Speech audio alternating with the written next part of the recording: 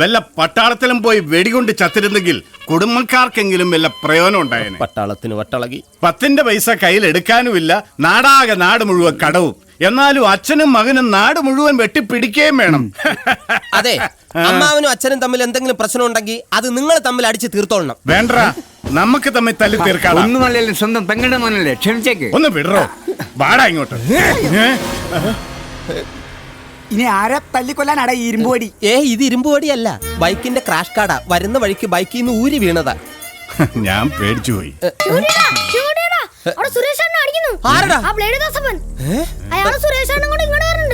ദാസപ്പൻ ചിറ്റപ്പനെ കൊണ്ടുവരുന്ന ഈ വഴിക്കാണോ അതോ ഈ വഴിക്കാണോ?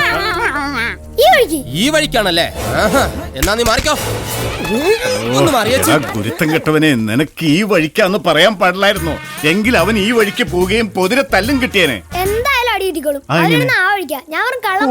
നീ മുത്താടാ, വലുതാവുമ്പോ നിന്നെ ഞാൻ പട്ടാളത്തിൽ ചേർക്കാം.